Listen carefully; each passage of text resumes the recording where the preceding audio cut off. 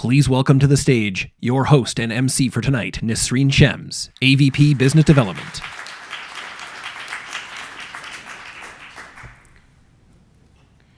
Good afternoon, everyone. The most valuable assets in the world aren't locked in vaults.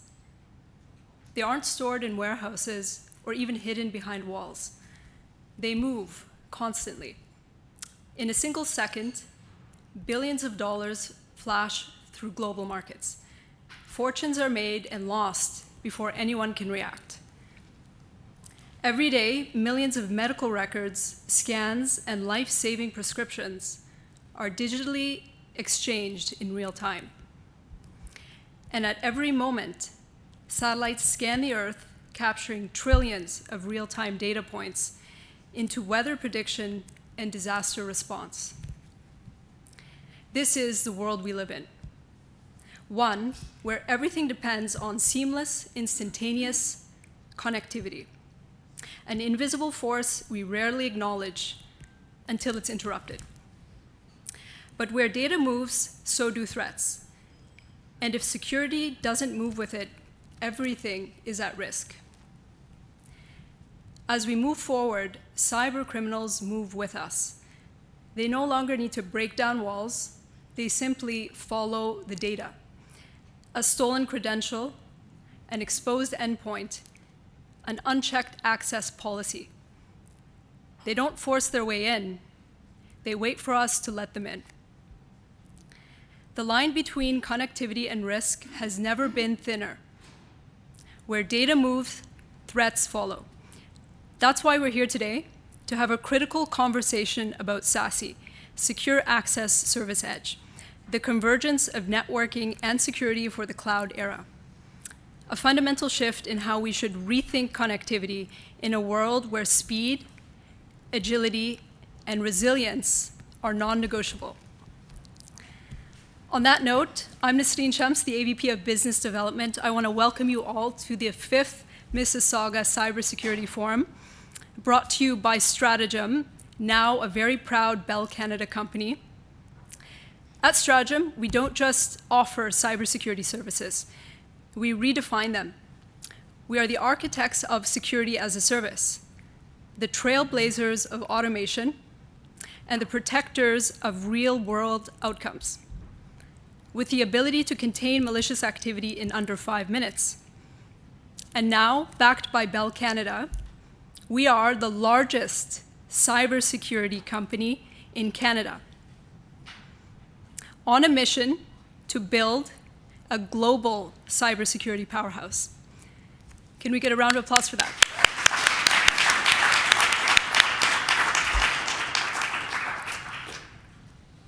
With that said, we have an incredible lineup of experts and insights ahead today. So let's get started by introducing our keynote speaker, Senior Director of Palo Alto Networks, Victor Tavares. Victor has been at the forefront of protecting organizations against evolving threats for over 25 years. His keynote, Outpacing the Adversary, Scaling Innovation Before It's Too Late, will dive into how AI-driven threats are changing the game, and more importantly, how organizations can stay ahead without compromising innovation.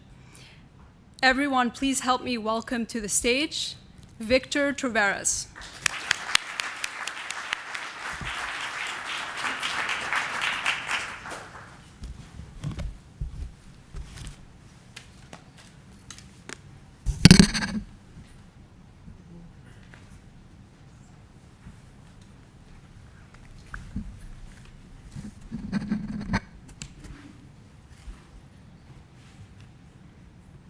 Okay.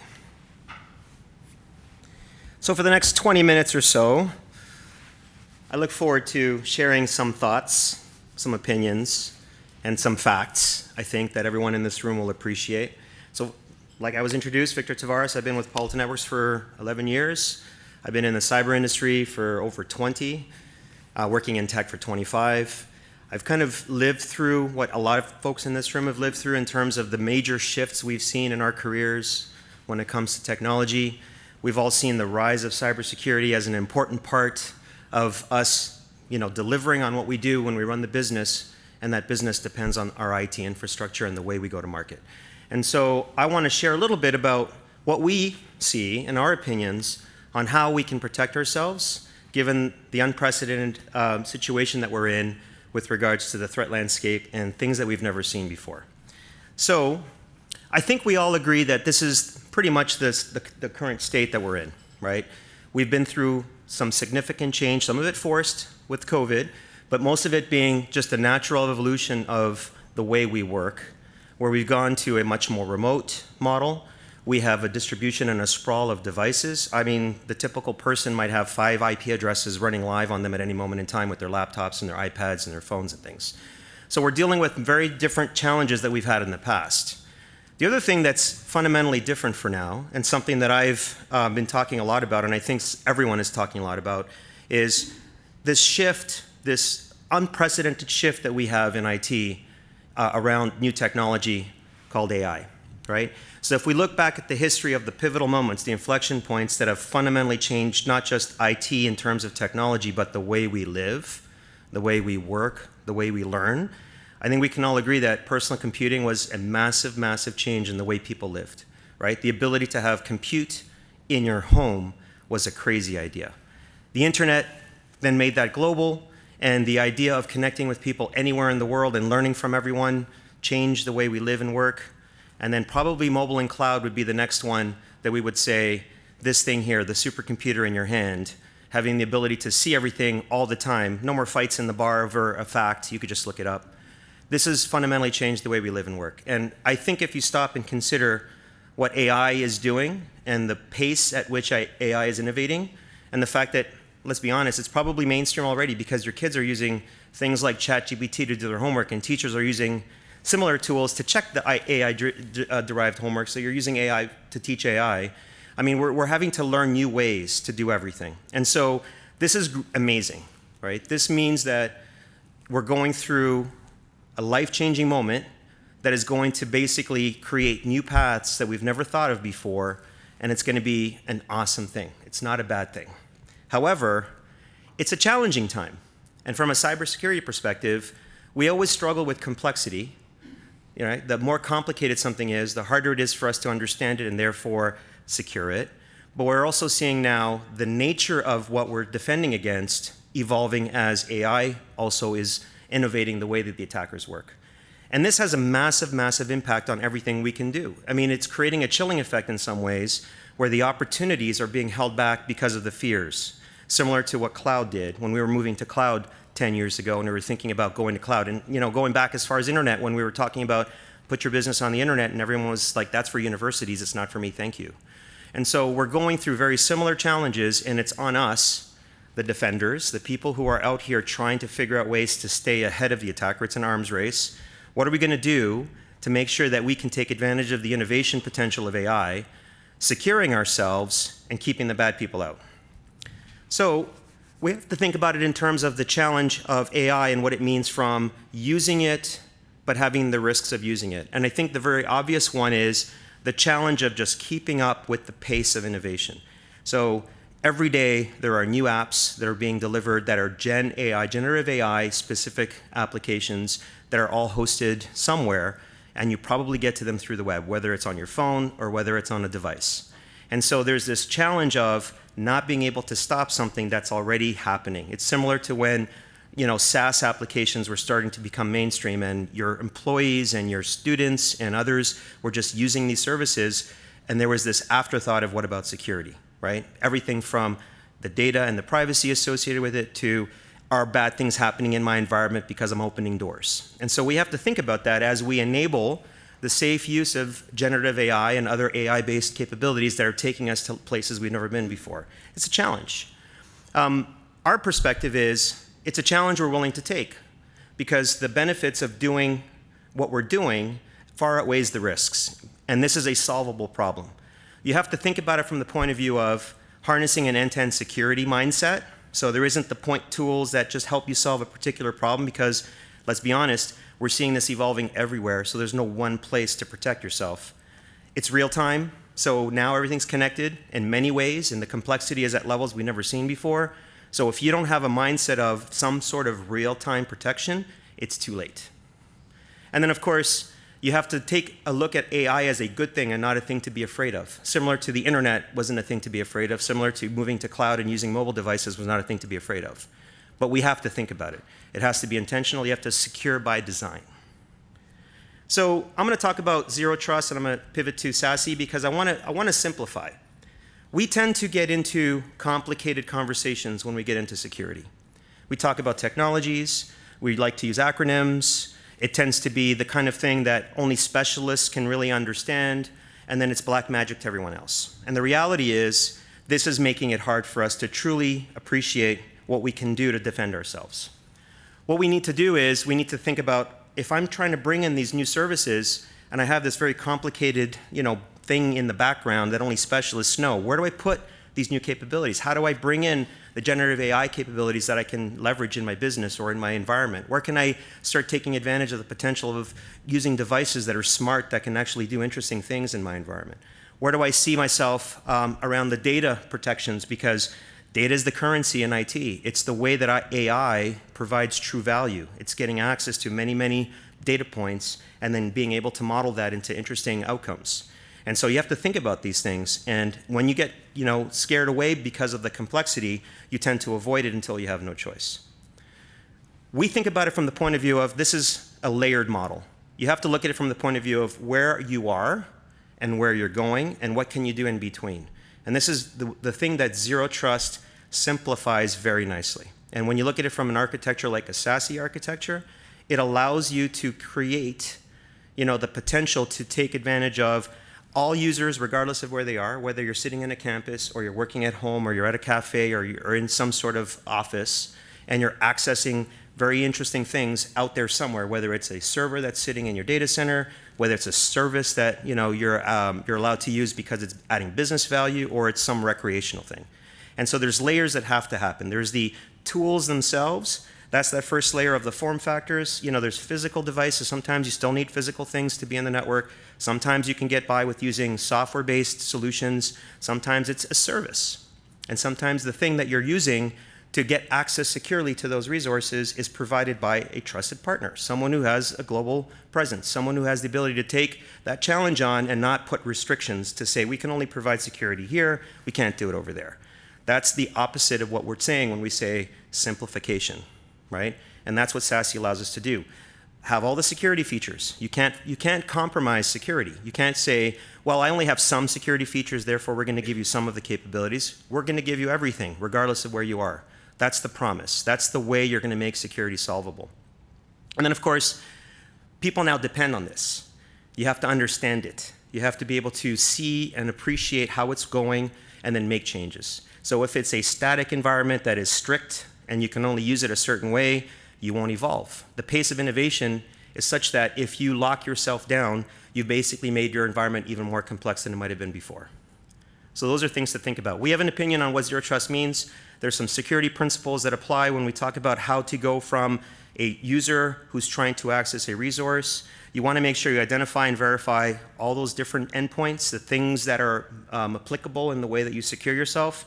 You want to make sure that you apply a policy that works regardless of the environment. If I'm at home, I should have the same security policy as when I'm at work, unless it's after 5 o'clock, and then I can make an adjustment. So the ability to be flexible and still allow me to do the amazing things I want to do is a very important part of this.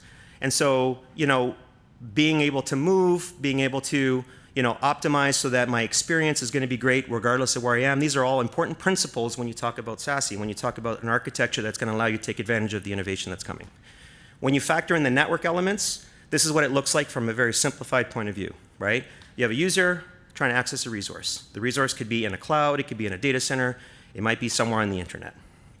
You want to understand what they're doing, and you want to do it in a flexible way. You don't want to force things. So you want to be able to identify the user, you want to recognize where they're coming from. That allows you to make decisions on whether or not this is something that's permissible. If I'm logging into the internal resource after hours on a weekend, my security policy might actually consider me to be higher risk than if I'm sitting in the office. So having the idea of a context is very important. Then knowing what to do with that context. So should I be accessing that application? Just because I have permissions to do it doesn't mean that I should be able to do it. So being able to look at and understand what you're doing and then making a decision on is that appropriate is a very important policy concept. And again, we overcomplicate it with lots of tools. We overcomplicate it with maybe acronyms and ways we talk about it. But if you just distill it down to the simple terms that your mother can understand, this makes a lot of sense. Then we start thinking about it from the point of view of, well, I have access to the resource, but my application is doing things. My context might be changing. There might be things happening in the background that it's not me, but it's on my device. So you need persistent policy enforcement. You need to understand in real time what is going on. So it goes back to this idea of having real-time protections. You can't just protect once and then hope that everything's fine. You need to constantly be evaluating and always the zero trust principle of not trusting but verifying. Okay? And then, of course, it needs to scale. This is an amazing concept, but if you have to build something and put it in a wiring closet somewhere, this will be great when you're there, right? And so the whole idea of this working no matter where you are and having the ability to extend itself, regardless over time, right, requires something like cloud. One of the very important concepts that people are not really thinking too much about yet, but will come at them very quickly is, how do I get my data that's everywhere available to this AI potential that requires data? So if my data is sitting in 5 different places, and I'm trying to leverage what the value of that data can give me through AI models, through some sort of generative AI capability, through some sort of deep learning tool that does analysis, it needs the data. And so if you're not thinking in terms of this platform idea of, I need things to be available so that I can leverage innovation on those things, AI will require data. And if I don't think about how I do that, you will not have the potential. And then you'll end up building unique little siloed solutions that are going to solve just unique problems instead of having the potential to do much more. And so cloud scale is important. Having a partner that allows you to do that at scale in cloud is critical. No one vendor is going to be able to just show up with some technology and say, you run this. It has to be, in this scale, it has to be through a partner that has the capability of doing that.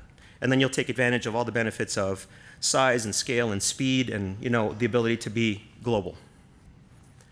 So the way to think about it, if you really want to think about SASE and SSE and putting the two pieces together, SD-WAN, it's an on-ramp and an off-ramp with all of the capability in the middle, right?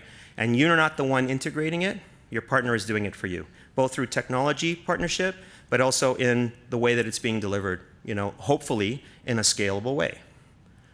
And so this is very important. This is the basic concept when you talk about SASE and we talk about the potential of what SASE does in a zero trust architecture. It's giving you the potential to have people who are somewhere in the world accessing resources that allows them to do great things securely with everything in the middle being provided by someone else because you don't have to deal with the acronyms. Okay? So here's an example of what this allows you to do. So we've reached a point where realistically the majority of the way we interact online is through some sort of browser, right? It's either going to be web-based applications, it's going to be an interface into a tool that's being delivered through the web. Internal applications are probably all hosted through some sort of web-based interface. So now we've shifted the security control points from somewhere in the middle where it was networking traffic that was going by to closer to the user and then closer to the actual destination of where that user is getting the value. And the nice thing about the browser is that it is a universal endpoint, right? So that one browser is your interface to many, many, many different ways of working. You don't have to have unique tools separately installed and running and managed to get value out of a web-based environment. So the browser is now the new endpoint. And there are many values to doing that, right? So it's already universal. It's not something that has to be talked about as a unique concept. The browser is the way people work. It allows you to take advantage of innovation at a pace that we're seeing with the way AI is being deployed, because most of the time it's being deployed through web. More than 90% of the way that you work is through some sort of web-based interface. So you can evolve very quickly by having the endpoint being the browser itself, right? And then there's other things like you can now basically assume it's going to work everywhere. You don't have to worry about profiling hardware and then locking down, what is the endpoint, especially if you're looking at a device model where you have a phone and you have your laptop and you have an iPad and then you're working off of someone else's machine and maybe you've got temporary kiosk access somewhere else. And so that's a challenge. That's a technology challenge that the vendors have been dealing with for years and years and years. And we're at a point where we can say with confidence that the way that the browser has standardized across all the different manufacturers of technology means that we can now, with confidence, use it as a secure endpoint, right? And so that allows us to just evolve that infrastructure that already secures everything from the source to the destination by making the endpoint the browser, connecting through the exact same infrastructure. You don't have to do anything different. And so it gives you many benefits. You can roll this out to contractors. You can basically make it a light client that's used only when necessary. You can make it the standard interface for all corporate applications. You can roll this out with confidence regardless of the endpoint device. We use Macs. Some people use Windows. Some people use Linux. Totally fine. The other thing that's really cool about this is encryption no longer becomes the challenge to provide security because you're not having to proxy and you're not sitting in the middle doing decryption. If you're applying security policy at the source, you're doing it in the clear with the user's interactions. You're not trying to intermediate in the middle and trying to understand what's the potential security concern of this particular path of traffic. So there are significant benefits to doing that too, both from a security point of view, but even from a user experience point of view. So you're going to see browser being the new endpoint. This is it today. And this is going to be the #1 thing you're going to hear about going forward. And the nice thing about it is, it's just an extension. So when you look at SASE and you look at the flexibility that it gives you, and you're talking about it from the perspective of a highly evolving environment, and AI is a perfect example of that inflection point that's going to force even faster pace of evolution. You can't do that if you're static and you're brittle. You have to do that in an environment that is flexible, that scales, that provides the security, and that allows you to do things like bring in the secure browser as part of that infrastructure. You want to start having real-time user monitoring as an extension to the capabilities you currently have, make that part of the infrastructure, right? It's just basically an extensibility that you get when you have a platform model. When you look at app acceleration, maybe there's unique opportunities to improve user experience where bringing in an application acceleration capability is just an extension to that infrastructure that exists behind the scenes. That's what SASE will do for you. And then the interesting one is make yourself ready for the pace that AI is going to create. So you can go from, I have many Gen AI-based SaaS delivered apps, to I can now secure them. Because the way we're evolving is at the pace that the environment is evolving at within my security infrastructure. They're just extensions of the capabilities that are being delivered through a cloud-based architecture where my user just connects to a resource. And all the security is in the middle. That's what SASE will do for you.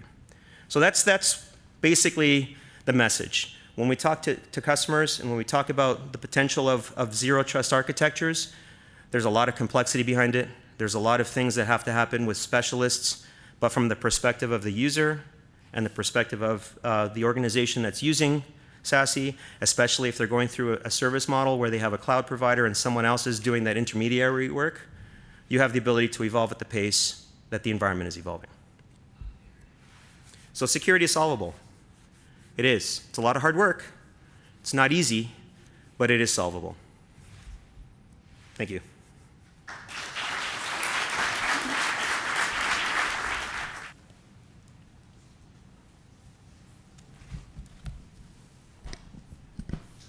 Thank you, Victor, for those powerful insights. And I know you were in Calgary, I think yesterday, doing another keynote, so we appreciate you flying in.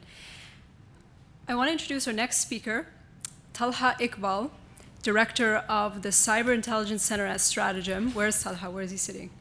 There he is. As the leader of our Cyber Intelligence Center, Talha brings hands-on expertise in real-time threat detection, response, and automation. In this session, Talha will highlight the metrics and processes that define an effective security operations center. Everyone, please help me welcome to the stage Talha Iqbal.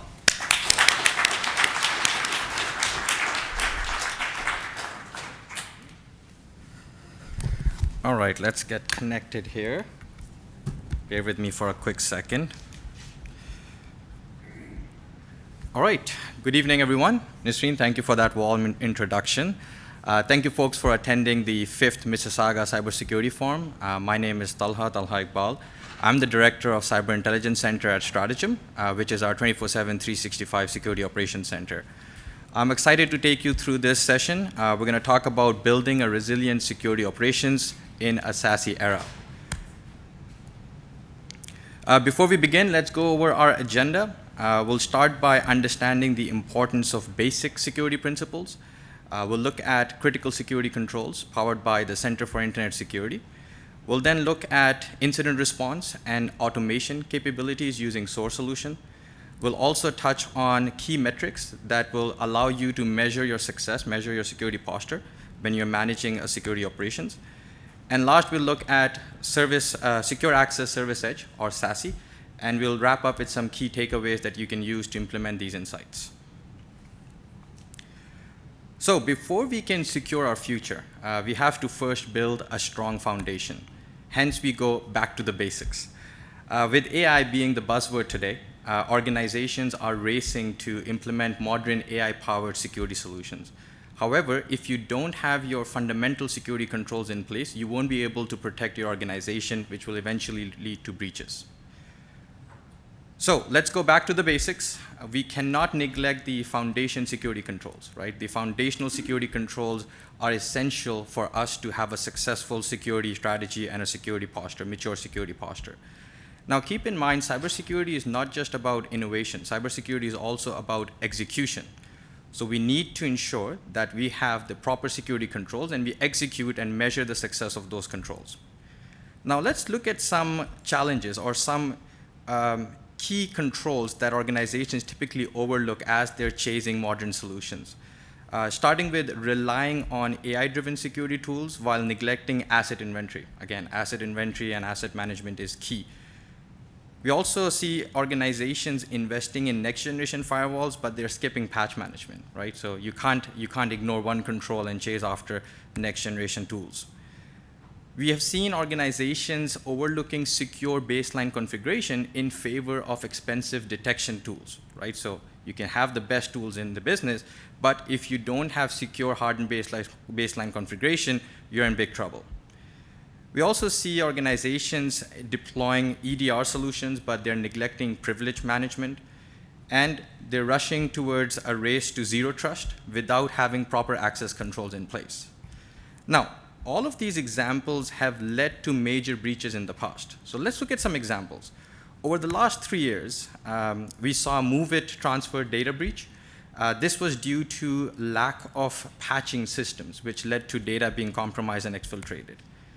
Colonial Pipeline, the very famous ransomware attack, weak passwords throughout the organization, and lack of multi-factor authentication, basic controls. Uber got breached in 2022, poor privilege access control, which led to an admin account being compromised, which eventually led to elevation of privileges within the organization. T-Mobile, multiple data breaches reported in 2023. Reason being poor asset inventory, which means all of their security controls were not extended to all assets within the organization, and they weren't patching systems. Last but not the least is inadequate data encryption. This happened for national public data. They're a big organization responsible for background checks in North America, right? So they had PII, Social Security, all the critical details. Failed to implement key controls, failed to encrypt data, so when data got exfiltrated, it was all in plain text. Now, if only there was a guide that can tell us what to do and how to secure our organization, that's where the CIS, Center for Internet Security, critical security controls come into play. The CIS controls are a prioritized list of 18 best practices. These are based on known attack vectors and how organizations can secure themselves. So let's look at the first 6 controls, or I like to call them the first line of defense. So we start off with managing assets, both hardware and software. We want to maintain a comprehensive inventory for all the hardware. We also want to ensure that on the software side, we have an authorized list of approved applications. Once we have an authorized list of approved applications, we need to ensure that only those applications can be executed on our systems, and those applications are supported by the vendor and patched regularly. Next, we need to ensure that we have data protection control. So encrypting data at rest, encrypting data as it's being transferred or as it is in transit. We also need to ensure we are using tools like DLP, data loss prevention, right, to prevent any unwanted exposure or any exfiltration of sensitive data. Now, it's important for organizations to also have baseline secure configurations, right? Default configurations are not secure. So you need to ensure that for all device types, for all assets, you have secure baseline configurations. And you need account management, ensuring that you have proper access control. Again, ensuring identity protection, make sure you have a defined process for account provisioning, deprovisioning, and you're auditing all of your privileged accounts and admin accounts. Now, the next 6 controls, it further expands the maturity of your security controls, right? So we go beyond the basic control, starting with continuous vulnerability scans, making sure that you're actively scanning your systems for vulnerabilities and patching those vulnerabilities, right? So ensuring that you have a proper patch management process within the organization. The next one is my favorite control, audit log management, right? So this is where the SIM tool comes into play. You need to ensure that you have log management capabilities, and you're looking at the log data to identify the most common indicators of attack or an event of concern or suspicious behavior. You also need to ensure that you're securing email and web browser. Email and web browser is how your users communicate to the outside world. So you need to ensure that you're protecting against malicious downloads. You're protecting against phishing emails. Now, speaking of downloads and phishing emails, which led to malware being deployed on your machine. So you need malware defenses. So you need to ensure that you have an EDR tool, not just a signature-based detection control, but machine learning and behavior analytical tool that can understand suspicious behavior and block that behavior. Next is data recovery capabilities. If a successful malware gets executed in your environment, you need to ensure that you can recover from that instance, right? So you need to have proper disaster recovery plans, you need to have business continuity plans to ensure that you can recover your critical systems and not have a significant impact to your business operations. And last one, network infrastructure management, right? Ensuring that you're patching your network devices, ensuring that you have secure configurations for your routers, switches, firewalls, right? Now, these controls adds an additional layer of security on top of the previous 6 that we discussed. Now, the next 6 are proactive threat detection and mitigation controls, right? Here we talk about network defense as a service. So yes, I have an EDR, which is securing my end user machines and servers, but am I monitoring my network? So we need an NDR solution. We need to have network-based intrusion detection and intrusion prevention. We need to analyze net flow data to not only give us north-south traffic visibility, but east-west flow of the network so we can understand and detect lateral movement. An easy control, security awareness training, often overlooked, but one of the most cheapest controls you can implement. Educate your employees, and not just educate your employees on common attack vectors like phishing, also educate your employees on next generation AI-based deepfake attacks, right? We have seen organizations being victimized by deepfakes, right? Fraudulent videos, fraudulent voice notes being sent to executives to transfer money or update banking information. Service provider management. Service provider management is to ensure that you're not at risk due to a third party that provides you a service or is a vendor, right? So avoiding third-party risk and ensuring that you're doing your due diligence, you're forcing your third party to have security built into your SLA, and you're auditing them for security best practices. Next, application security. So if you develop in-house custom application, your DevOps team needs to be trained in writing secure code. They shouldn't be using vulnerable software libraries, and you should ensure that you're doing static code analysis and dynamic code analysis. The last 2 are more to help organizations stay ahead of the attackers and continue to strengthen and have the ability to respond to attack vectors, which is incident response or incident management and penetration testing. Again, you need incident management to be able to respond and recover from an incident, and you need penetration testing to identify any gaps in your security posture and address them accordingly. Now, even with the best defenses, breaches can still happen. And for this, you need a defined incident response plan. You need a defined incident response approach, right? The faster we can detect, contain, and recover from an attack, the less damage it will incur to your business operations and the less impact you will see. So we'll look at various stages of incident response. My favorite are the NIST-aligned 6 stages of incident response, starting with detection, analysis, containment, eradication, recovery, and post-incident activities. During the detection phase, we identify an event of concern. We are identifying an indicator of compromise. We're then initiating the triage. We're looking at the impact, the scope, what users are involved, what's the impact to business operations or business applications. We're then identifying the immediate containment strategy. Do we need to block an IP? Do we need to isolate a host? Do we need to disable an account, right? So what would be our initial containment strategy in isolating and preventing any further damage? Once we have contained, now we can eradicate, which means remove any indicators of compromise, remove any malware, patch vulnerabilities, and we can recover, restore systems back to its normal state.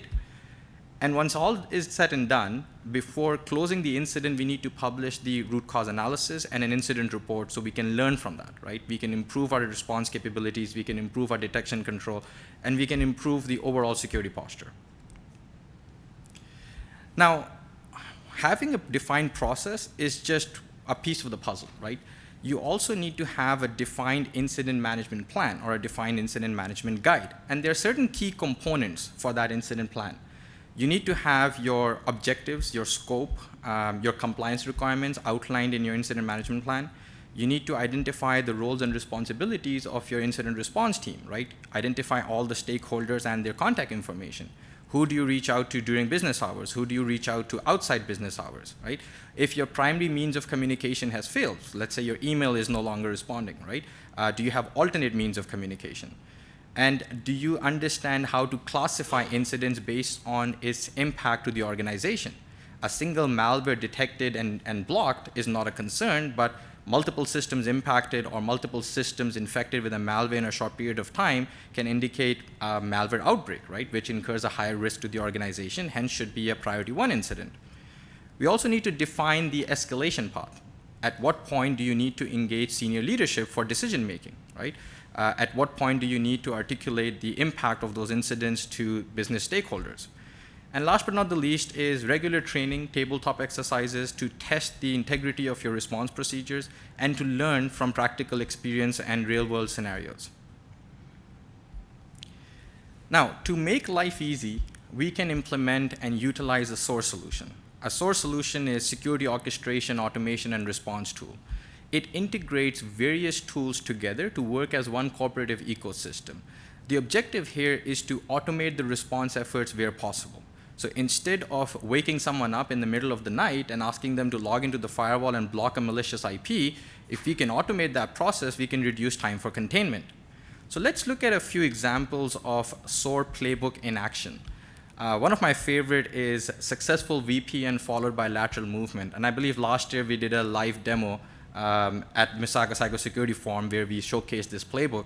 The concept is simple. We have the SIM, which identifies and detects a login connection from a malicious IP or from a malicious geolocation. We have the EDR, which is identifying suspicious scripts being executed on various internal systems after that initial login. We execute the SOAR playbook, which means that we are correlating all the event logs, we are verifying the activity using threat intelligence, and then we start the automation playbook where we contain the user, or we revoke user access so that the user is protected. We block the malicious command and control IP on the firewall or your secure web gateway, and we contain or isolate the host on which malware was executed, thus completing the containment phase. And all of this can be automated and done in under 5 minutes, right? The sooner we can contain, the better it is. Now we can take our time to investigate the impact, we can identify the root cause, and we can eradicate the malware and restore systems back to its normal state, which is manual effort and typically takes another 24 hours to complete. Now let's look at another example. This one is a malicious email followed by risky sign-in behavior. So we have the logs coming into the SIM, we have integration with Azure AD, we have Office 365 data. So the SIM triggers a playbook. The playbook then correlates against threat intelligence, verify and determines the confidence in the severity rating. And then we can revoke all user access, force the user to re-authenticate, or take it one step further and disable or change the user password. We can also remove the suspicious email from the user's mailbox. And not just that one user mailbox, we can do a search and remove it from all of the user's mailbox. And then we can block the sender IP so we're not receiving any additional spam or malicious email from that specific sender. Again, all of this can be done in under 5 minutes. Now we can investigate the root cause. We can do some threat hunting to understand the impact, identify if data was exfiltrated. We update the incident ticket. We publish the root cause analysis report. And then we restore access, right? We strengthen our email security. We publish the analysis report. And then we close the incident over the next 24 hours. Now, this is all great, but how do we measure success? So to measure success, we need some measurable metrics that reflects our current state of security operations. So some key SOC metrics that we can collect, it starts with identifying what percentage of assets are unmanaged assets, right? So devices that are not currently covered by your security controls. We can track how many alerts do we process, how many alerts do we investigate in a given day, in a given week, in a given month, trying to understand if they're noisy alerts, if they're duplicate alerts, right? If they're false positives. We also need to understand if there are repeated incidents which are true positive, which means that there is a significant lack in our security posture. There are unresolved vulnerabilities or unresolved threats that are still lingering. We also need to understand our coverage with threat intelligence. How many positive hits do we see against known indicators of compromise? Do we see known malware hashes? Do we see known phishing domains? We can also track percentage of true positive versus false positive. If we are seeing false positive detections, we need to go back and fine-tune our use cases. If we have too many true positive detections, we need to understand what the gaps are in our security posture. We also need to track how efficiently we're leveraging SOAR solution. So can we automate the response efforts? And if we can automate them, what percentage of our security controls are automated? Also, if there is manual intervention required for validation, manual intervention required to contain or eradicate a threat, what's the escalation rate for manual tasks? Understanding how many critical incidents we see in a given week, day, month, volume of high priority incidents handled by our security team, and what percentage of our assets are protected with an EDR? Do we have any obsolete operating systems that cannot be secured with traditional security controls or do not have EDR or security controls implemented on them? This is another favorite of mine, mean time to patch. How long does it take you to patch critical vulnerabilities? If it's a critical vulnerability, you shouldn't be waiting to patch them. You should prioritize them. And then if you scan or if you run vulnerability scans, what percentage of systems have critical unpatched vulnerabilities, right? You can also test adherence of your employees by running phishing simulations and tracking what percentage of employees are falling victim, so you can adjust your security awareness training accordingly. And understanding if backups are valid, right? I remember this one customer, and that was a couple of years ago. They wanted to restore some data which was compromised, but they didn't have the proper backups in place. Well, every day they could see that the backups were successful, but on the back end, due to a configuration error, backups were not actually saved and available to them. So looking at the percentage of backups completed without failure, and when was the last time you did a backup restoration exercise? Again, understanding how many intrusion attempts do you see, right? So what type of threat vectors are you seeing on a regular basis, just to understand if your organization is at risk. And then mapping those attack vectors to MITRE ATT&CK framework. So you can learn from that. You can understand the tactics and techniques threat actors are using to target your organization, and then adjust your roadmap or your security posture, your security controls accordingly. Now that we have our basics covered, it's time to look at the modern solution, right? There has been a rapid shift in cloud-based applications and remote work. So traditional network and security models are becoming obsolete. Now, Gartner coined the term SASE, right? It's Secure Access Service Edge, which integrates both networking and security functions into one single cloud-delivered service. Now, the concept is that instead of routing traffic through traditional data centers or using VPNs, which gives too much access and too much exposure, SASE can provide direct secure access to your applications. So SASE integrates the two pillars, that's security as a service and network as a service. When we talk about security as a service, it eliminates the need for on-prem hardware, right? Which means that no more expensive security appliances at every location. It also provides 24/7 threat monitoring and incident response capabilities with the SOC to support your security needs. And you have integration with threat intelligence, which means that real-time protection from emerging cyber attacks. You also have seamless integration because it's all outsourced and managed by a third party who's an expert in security as a service. So you get seamless integration with both cloud and on-prem environments, protecting users whether they're working remotely on or in the office. Now on the other side, when we talk about network as a service, right, also outsourced to a cloud service provider, reduces the need of dedicated IT staff to manage your networks. It includes, and this is key, managed SD-WAN, and I see Javed laughing there. Managed SD-WAN is one of the key components, VPN and network security, which provides both fast and reliable secure access to your cloud application. Network management is centralized in this case, and you have fast, low latency connections.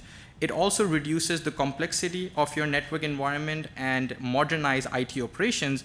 So traditional architect, which creates bottlenecks and inefficiencies, can now be removed, and SASE will help merge both security and networking principles. So what are some of the core components or core capabilities of SASE or Secure Access Service Edge? It starts off with SD-WAN. SD-WAN is software-defined wide area networking, right? So you have intelligent traffic routing for faster application performance, and it's designed for that function. So you can have more reliable connectivity to your remote offices, to your data centers, and to your cloud environment. Secure Web Gateway, another key component of SASE. It protects your users from malicious web content. It enforces URL filtering, SSL inspection, and you can extend your web filtering policies or web access policies to your end users. Another key component is firewall as a service. Firewall as a service means that you're eliminating the need for managing on-prem hardware. So you're enforcing security policies all distributed to users and devices using a cloud-based firewall service.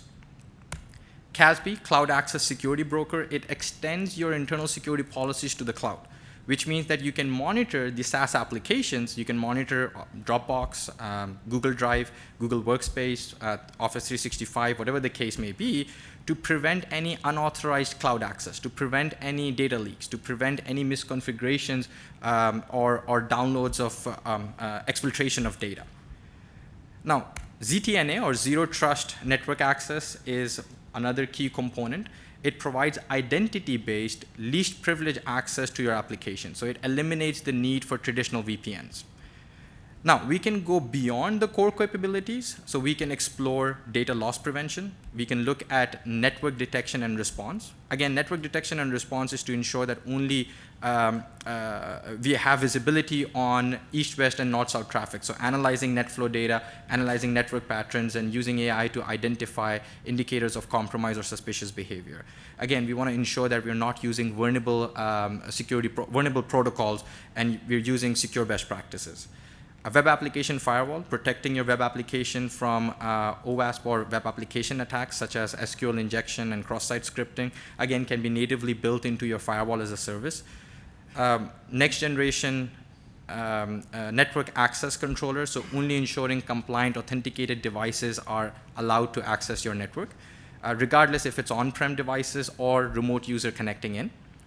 And last but not the least is next generation AV or EDR capabilities, right? Ensuring that you have behavior-based, signature-less detection for malware, and ensuring that your end user devices are secure.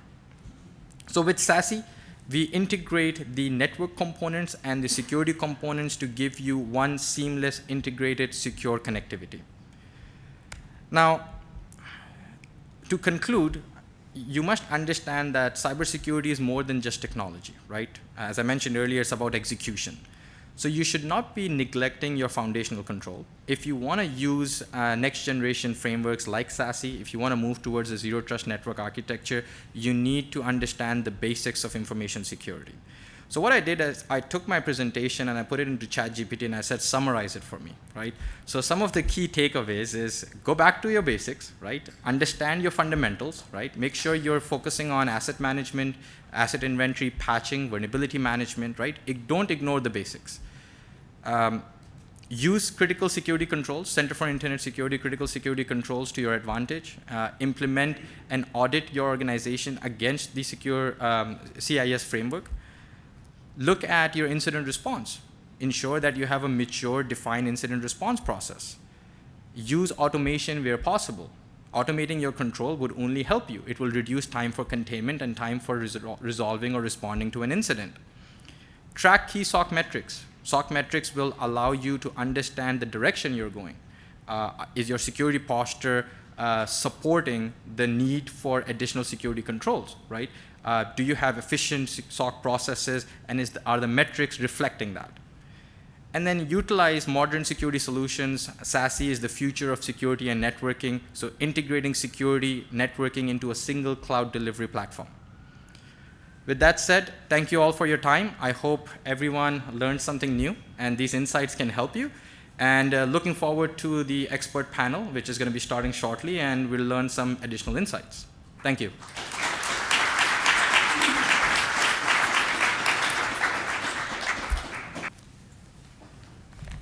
All right, thanks a lot. Always insightful listening to you. Who was here, just show of hands, for the very first Mississauga Cybersecurity Forum? Show of hands, a few of you. You may have recalled that Stratum made a $500,000 donation during that inaugural MCF, and we created, in conjunction with Sheridan College, a microcredit in cybersecurity analysis. And Tala Iqbal is the professor of that class. So kudos to him. Just wanted to give another round of applause.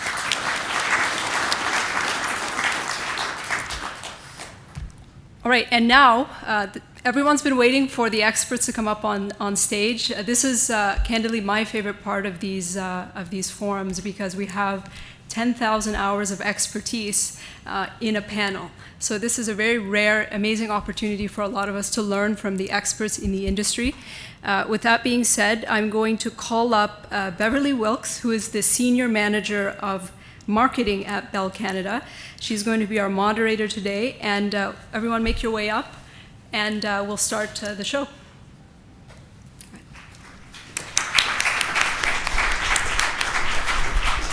I will say, as the panelists are coming up, there will be a Q&A session after the panel, so get those ready. Dharma and Eugene will be walking around with a microphone for you guys to be asking questions to these panelists. So, the floor is yours.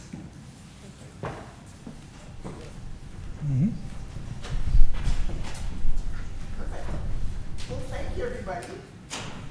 It's really great to be here again. Thank you, Nazreen, for the introduction. So we have a wonderful panel here. I'm super jazzed. And for the next 25, 30 minutes, we're going to have not a debate, but like a nice, warm, friendly conversation. So I'll start with our wonderful guests, Mr. Raghulan Signaraja, who is the CISO of Empire, like Sobeys. I'm a big fan of IGA, so thank you for that. Number two, the yin to my yang, John Menezes, CEO and President of Stratagem. Number three, Nicolas Payan, CISO of Bell, and he flew in this morning from Montreal, so we certainly appreciate you coming and making the trip. And not last but not least, Alfio Constantino, Director of IT Infrastructure, Canadian Cartage. So please welcome our panel. All right, so a few questions. John, I'm going to start with you. Great. We're going to kick it off. So, as Tala mentioned, Gartner coined the term SASE in 2019. Then we started talking more about SSE, and now we're back to SASE. It's back in fashion. So maybe give us your thoughts on why this is now taking center stage. So when Gartner came out with SASE in 2019, we lived in a different world. It was pre-COVID, so it was a very traditional legacy world. Employees were in the office, the data was in the data centers, and so this concept of putting network and security seemed like a far-fetched concept. Okay, it wasn't real. It was more, typical Gartner analyst coming up with some theoretical nonsense that nobody was going to follow, and so that's exactly what happened. It faltered and it lay around for a couple of years. And then in, I think 21 or maybe 22, they came out with SSE. So what Gartner sort of realized that putting security and networking together wasn't going to fly. So they said, okay, let's take networking out of it and we'll come out with SSE. And SSE was more what everybody else was doing, and it was, they said, we're going to give you some secure web gateway, we're going to give you some CASB, life is wonderful. That was great. And then lo and behold, COVID hit, and now when COVID hit, the whole world has changed. Okay, the whole world has changed. Everybody's moving to the cloud, everybody's got SaaS applications, everybody's on Teams or Zoom. And so the world changed. And now you fast forward from 2019 to 2025. If you talk to somebody about a SaaS application, and you talk to somebody working from home accessing an application in the cloud, it's so normal. It's so normal. So now network and security is tightly linked. Right. So now in 2025, SASE is very relevant. So now everybody out here is interested in SASE. In 2019, nobody was interested in SASE. Exactly. Okay, so the world has changed, and so that's why now it's networking and security is key to the future. So it's absolutely key. Love it. Thank you for that. Thank you. Great introduction. So let's start with some challenges. So I'm going to start with you, Nicholas. So organizations are facing challenges in integrating networking and security teams. So what advice would you give companies struggling to break down silos and adopt a more unified approach? It's a great question, and thanks for having me. Of course. If you're in business in 2025, you're in the security business. So I think thinking that there's a separate security team, I think it's a concept of the past, but there is some areas where there's expertise in security. Obviously, we have this as well within Bell. The only trick is to really put them together. So either you kind of organize it that way, or you create squads, but you share accountability and common goals. So you have to set a framework where you give an outcome that you want. As an example, software developers, they're just using SaaS solutions all the time. So for us, this all started was when we started merging the groups was really around, we have to give a good experience to those developers. They're creating the future. If we put obstacles in their face all the time, they don't like it. And it has to be safe to protect Bell and the data. So you create a burning platform, set a common vision, and you bring those people together. Ideally, you co-locate them, and in today's world, that's a little bit more tricky. So you find ways and scorecards and tools to get those folks to see the same results towards the destination that we got for them. I love that. I love that. Moving on to Mr. Regulan. Thank you for being here. As a CISO in a major enterprise, how do you view the role of SASE in securing distributed workforce? Yeah, first of all, hopefully you can hear me. First of all, thanks for having me. I was actually pretty excited about the topic because at Sobis, I actually lead both the cyber portfolio and networks. So finally, kind of both of them has a chance to converge. Going back to SASE, again, stating the obvious, if you look at the last 5 years, there's like really two big trends. First, SaaS, right? There's so many applications, SaaS applications out there. If you look at on a daily basis, each of us use at least 10 SaaS applications or more. And the second one is, I think, as John said, it kind of became more prominent during the pandemic, but remote work, right? So employees are now distributed everywhere. Applications are now distributed everywhere. So it's really both applications and people are all over the place, right? So you don't have the centralized model anymore. So where SASE really helps is if you look at the security teams. One of the biggest challenges, how do you put policy on all the point solutions in a consistent and real, timely manner?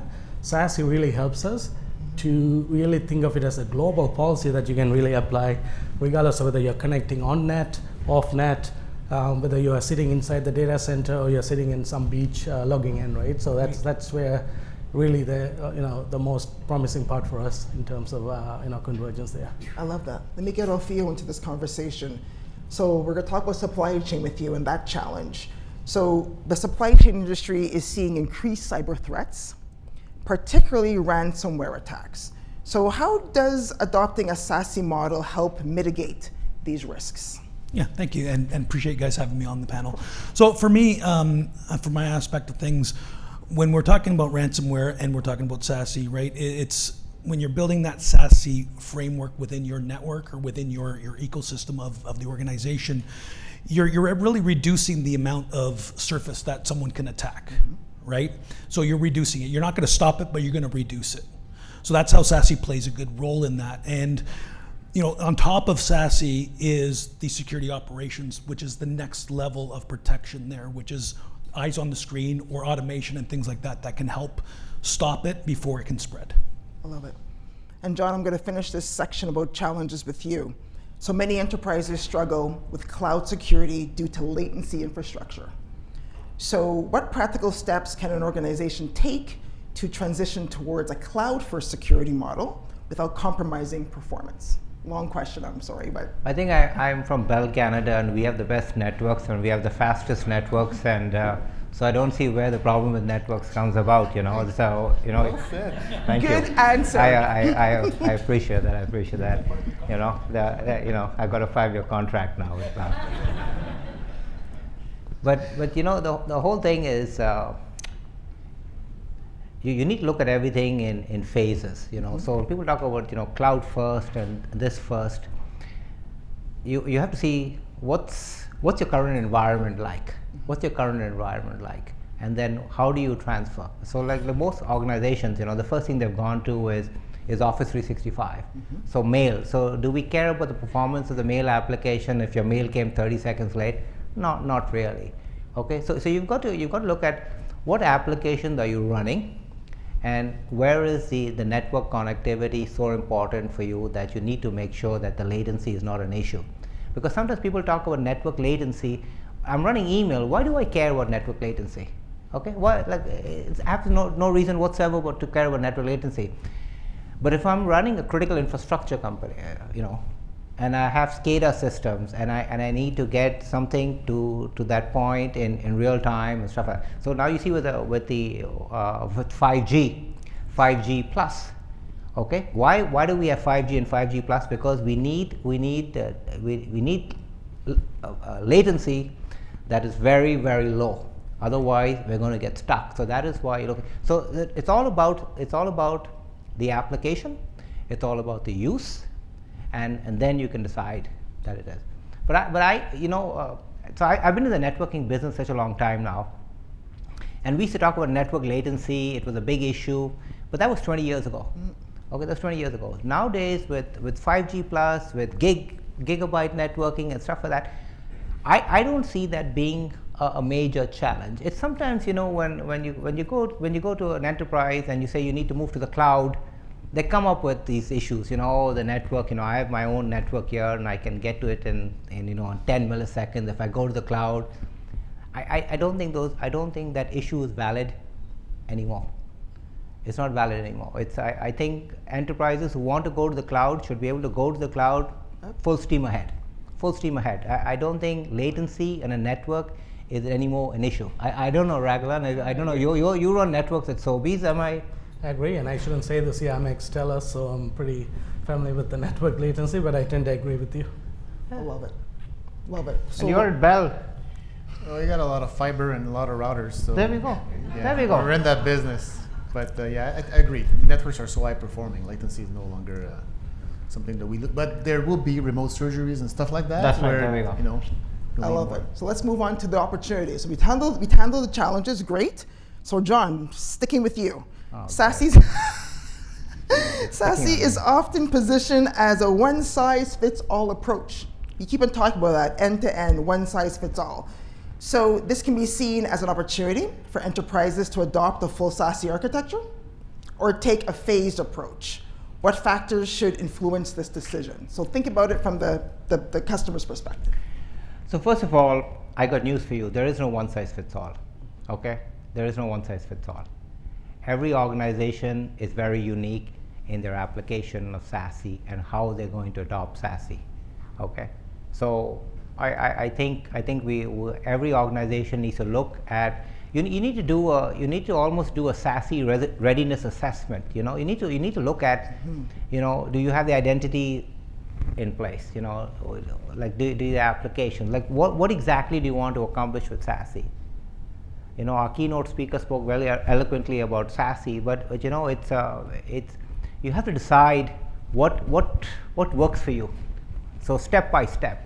And every organization will start. So a lot of people, secure web gateway is a great way to start, and then zero trust. But you can't do zero trust networking if you don't know who needs access to the applications. So you implement a zero trust framework, but you say, okay, application A is accessible by all these people, but if you don't know who needs access to an application, then you can't implement ZTNA. Right. So you see, I'm a great believer in ZTNA, and I think the Palo Alto SASE solution is amazing. Okay, but you need to sit back and say, okay, we're going to get there in phases, and this is what we've done really well. So we'll start here. This is and then we kind of move it. So it's all about phasing, and it's all about figuring out what is good for your enterprise. Okay, what is good for your enterprise, and what do you need to do? And you know, if you guys have difficulty with it, you know, the Stratagem team, we've been implementing SASE now for a couple of years. You know, we have a lot of experience to help you with the process of how do you get there? How do you start the journey towards SASE, so that you know that in the next 18 months we'll be fully there. So, you know, so we'll able to implement SASE from end to end. Love it. Alfio, because you are the director of IT infrastructure, I think that dovetails nicely to you. So how can IT leaders ensure a smooth transition while maintaining business continuity when it comes to SASE? Yeah, and I think John said it eloquently. It all comes down to taking baby steps, right? Knowing what your use cases are. What are you trying to solve by bringing SASE into your environment? Which components of it are the most crucial and important ones to bring on first? You play with those use cases, you build them, you test them, you validate them, you roll them out, and then you're back in that endless loop, because that loop will never end. Right. Right? That loop will never end, because there's always going to be new compromises. There's always going to be new things that are happening out on the cyber world that's going to have you adjust, right? New applications coming in, different types of applications coming in, different types of business units that you may be buying as an organization or onboarding as an organization or offboarding, right? So all those play a huge part. I see that. Nicholas, up to you now. So SASE relies heavily on cloud native security, as we spoke about.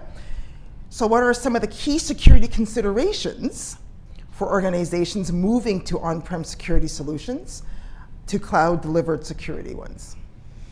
Well, there's a lot of factors. I think the list that we had with all the things to consider was a really exhaustive list. I think for me that data encryption at rest and transit, as you migrate, as you store, as you process data, that's fundamental. That has to be there. There's, you know, of course, a good practice of identity and access management to ensure you kind of manage properly who has access to what with the least privilege context in the case of ZTNA. But all the fundamentals that we have applied over time don't get away with cloud. It's just, you just have to consume it differently. And I think too many people are just trying to retrofit cloud controls from an on-prem mindset into cloud, and that's not the way to do it. You have to leverage cloud native and do it in a way that's as much as possible automated, so that it's simple and easy to consume. Fundamentals are key. That's a great idea. I think the great point that Nick makes, we cannot take what we're doing on-prem and just replicate it in the cloud. It's not the same thing. It's going to slow you down drastically. Exactly. You know, so people think, you know, I can do access controls the same way in cloud that I did on-prem. It doesn't work that way. Right. But it's so different in the cloud but we're so used to doing it one way. We've been doing it that way since the last 20, 30 years, and we don't know how to change. And I think we have to change, and that is why you find that the cloud is more insecure than on-prem. And I know I say that because everybody says, oh, the cloud is more secure. The cloud is secure if you secure it correctly. Okay, if you do everything correctly, the cloud is very secure. Right. But if we take legacy thinking and apply it to the cloud, we're actually making the cloud more insecure than secure. Right. It's shared accountability too, right? The cloud providers have security infrastructure, and we secure the data. Right. So it's a very big paradigm shift from where we were a couple of years ago, before people moved to cloud drastically. We were just trying to secure everything. So you got to know which role you play and which role is being played by the cloud provider, and manage that. Right. I think that's one of the misconceptions that AWS of the world, Google's of the world, of course, they have 10,000 people security team, so their platform is super secure. Yeah. Doesn't mean when you move the application over, you can be complacent and assume you have to apply the same type of security controls on 100%. The cloud.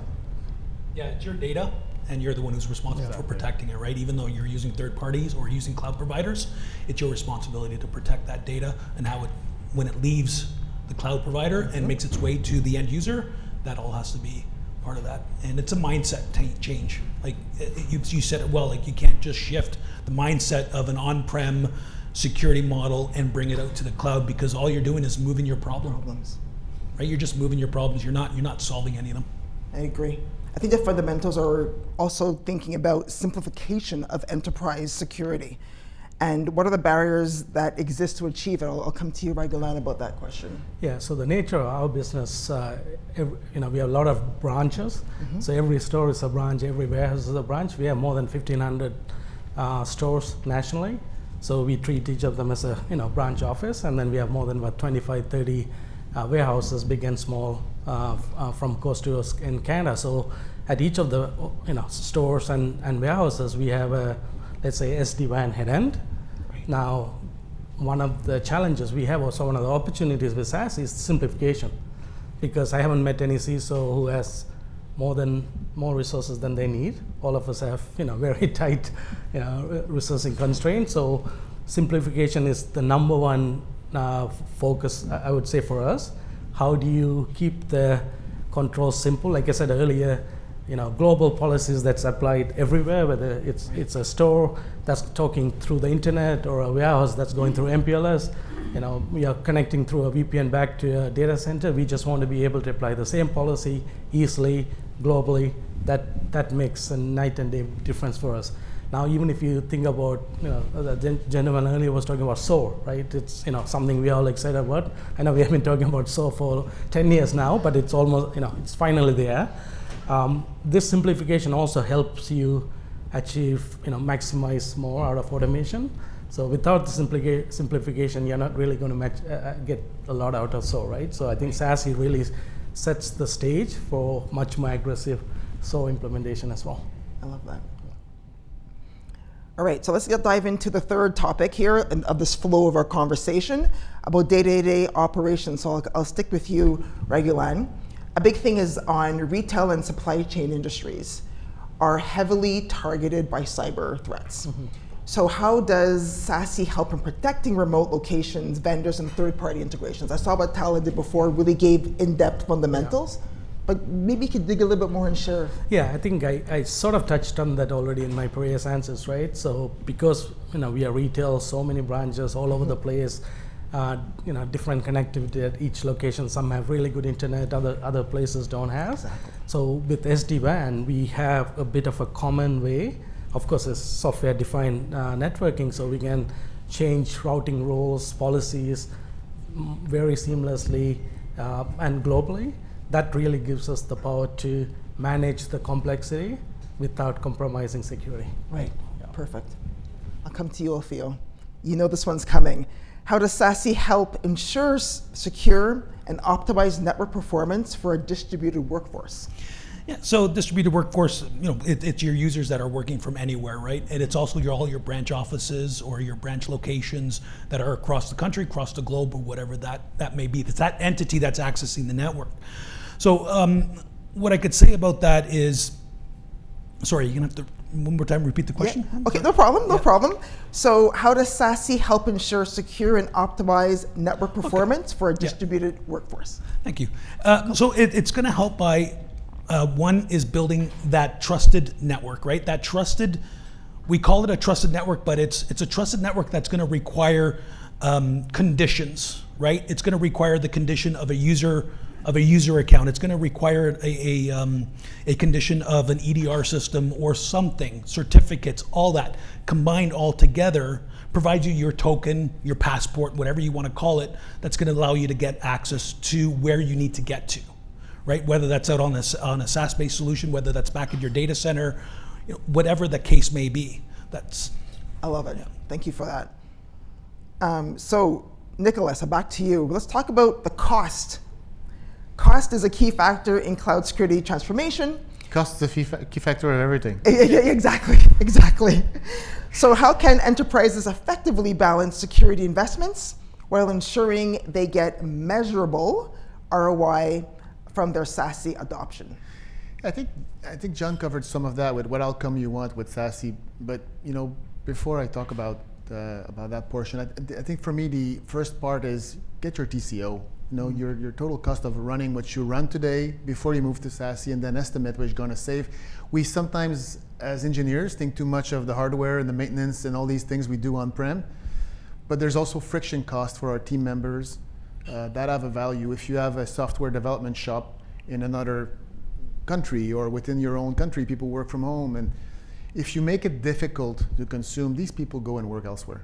So you know that is a cost to that, and I think SASE brings that uniform experience, and there's a value to this. So you need to look at the cost of running your shop, but you also need to think about frictionless experience, secure experience, while you protect your data, which is the most critical asset we all have. So you got to factor those things in, and then look at your ROI. And quite honestly, that's the way to do it. I don't know what you guys think.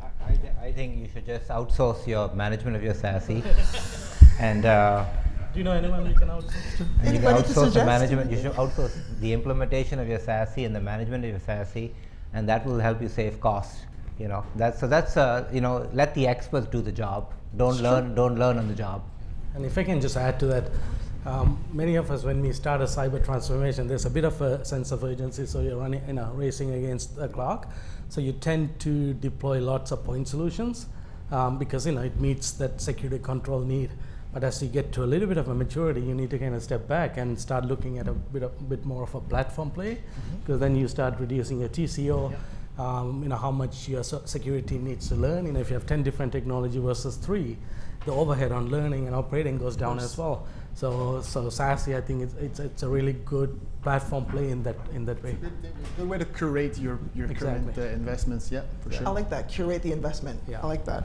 One thing John and Talis spoke about before was the time to containment. I love that we talk about 5 minutes to containment. So how does this automation and real-time response help to achieve this? How do we actually do it? I think, you know, when Raglan talked about SOAR, you know, automation and SOAR automation, and the SOAR tools have been around for like the last 7 or 8, maybe 10 years. And what we've been doing at Stratagem is that we've been playing around with automation for the last 5 or 6 years. And in the last, it's only been the last couple of years that enterprises have started to figure out that automation is a key building block for security. Okay, it's a key building block for security. And even now when I talk to customers and I say, you know what, when we see a threat, we're going to block a port on your firewall, you know, their hair stands to rise up, and they say, you can't block a port on my firewall. And I said, no, what would you like me to do? No, can you send us an email and tell us to go block this port on the firewall? Well, that's not automation. No, that's not automation. So it comes back to this whole mindset change, okay? Mindset change. How do we change the mindset of people who are used to a 4-hour response time, you know, 2-hour response time, and you know, if you give them 15-minute response time, you're an amazing service provider. But in my world, I think that 15 minutes response time is a kiss of death. Okay, it's a kiss of death. You have to automate, and so what we've done at Stratagem in the last 5 years is we've really made a lot of investment in understanding where can we implement automation and help the customers, you know, protect themselves. So we don't have to wake up people at 2 o'clock in the morning on a Saturday night, and you know, they've been to a bar and they're half drunk or maybe totally drunk, and now you're asking them to block a port in your firewall. They're probably going to block the wrong port. You know, they're going to do the wrong thing. Automation is, you know, eliminates the chance of users making errors.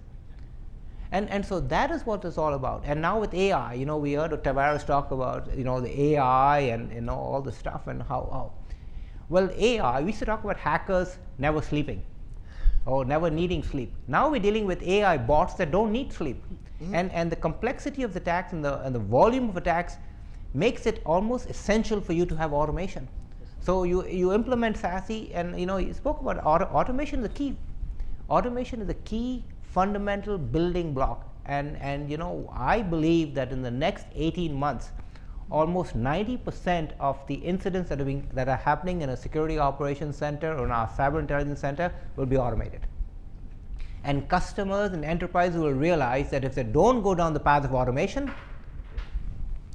they're going to be victims of breaches. And I think, just to add to that, I think around all the different tool sets that are there within the SASE environment and within the EDR environment, bringing that all together gives you a good confidence level that automation can do something, right? Versus, should I shoot now and deal with it later, or should I do that manual thing and wait? Because by the time you do that manual thing, that could be spread quite widely in your organization, taking things down.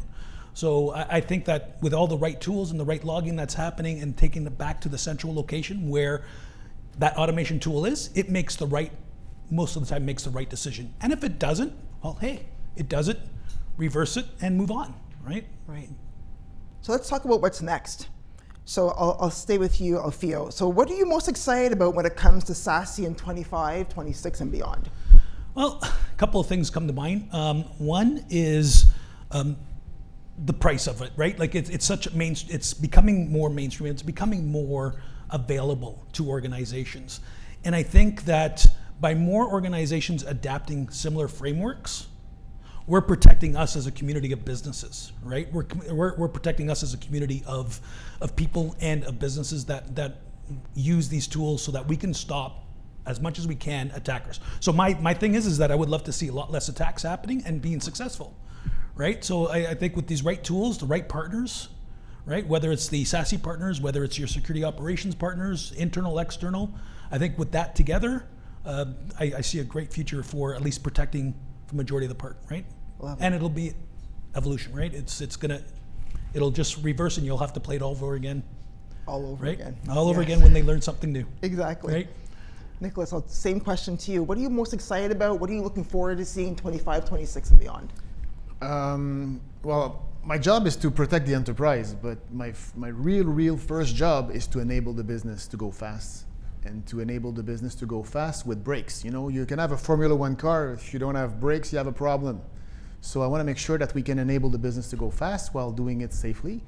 And I think SASE brings that. It's that way to actually have secure connectivity towards the internet, towards the SaaS platform, have our smartest minds using that, leveraging that every day to solve our problems. That's the job. So that's what I'm excited about SASE. It enables us to drive the future. I agree.